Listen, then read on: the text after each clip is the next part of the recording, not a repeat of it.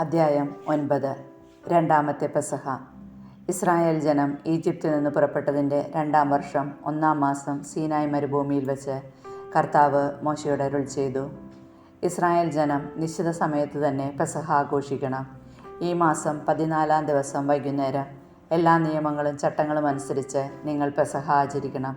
പെസഹ ആചരിക്കണമെന്ന് Israel ജനത്തെ മോശ അറിയിച്ചു.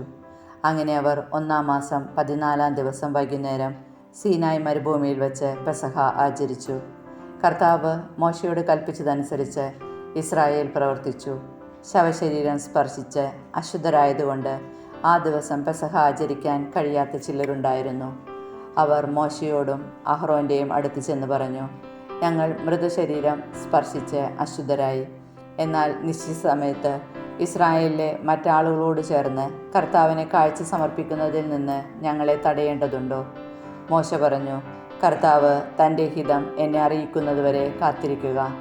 കർത്താവ് മോശയോട് അരുൾ ചെയ്തു, ഇസ്രായേൽ ജനത്തോട് പറയുക, നിങ്ങളോ നിങ്ങളുടെ മക്കളിൽ ആരെങ്കിലുമോ ശവശരീരം സ്പർശിച്ച് അശുദ്ധരാവുകയോ ദൂരയാത്രയിലായിരിക്കുകയോ ചെയ്താലും അവർ കർത്താവിന് പെസഹ ആചരിക്കണം.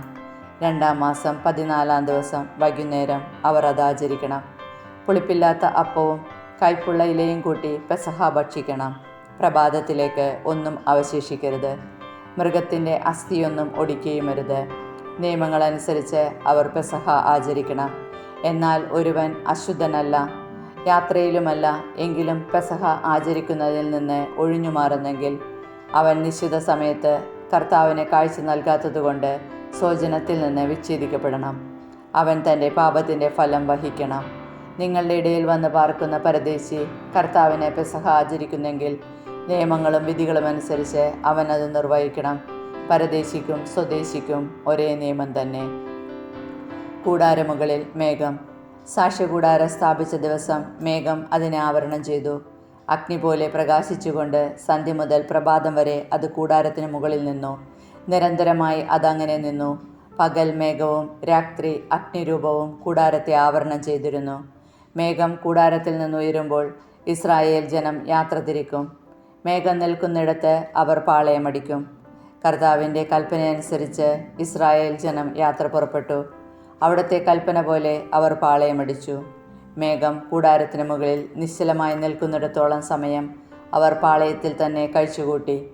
മേഘം ദീർഘനാൾ കൂടാരത്തിന് മുകളിൽ നിന്നപ്പോഴും ഇസ്രായേൽ കർത്താവിൻ്റെ കൽപ്പന അനുസരിക്കുകയും യാത്ര പുറപ്പെടാതിരിക്കുകയും ചെയ്തു. ചിലപ്പോൾ ഏതാനും ദിവസം മാത്രം മേഘം കൂടാരത്തിന് മുകളിൽ നിന്നു. അപ്പോഴും കർത്താവിൻ്റെ കൽപ്പന അനുസരിച്ച് അവർ പാളയത്തിൽ തന്നെ വസിച്ചു. അവിടുത്തെ കൽപ്പന അനുസരിച്ച് മാത്രമേ അവർ യാത്ര പുറപ്പെട്ടുള്ളൂ.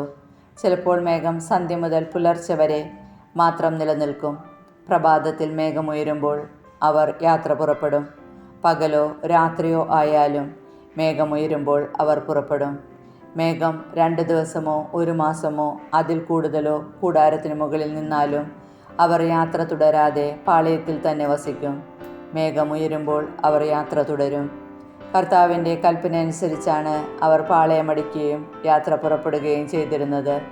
അവിടുന്ന് മോശ വഴി നൽകിയ കൽപ്പന അനുസരിച്ച് അവർ പ്രവർത്തിച്ചു.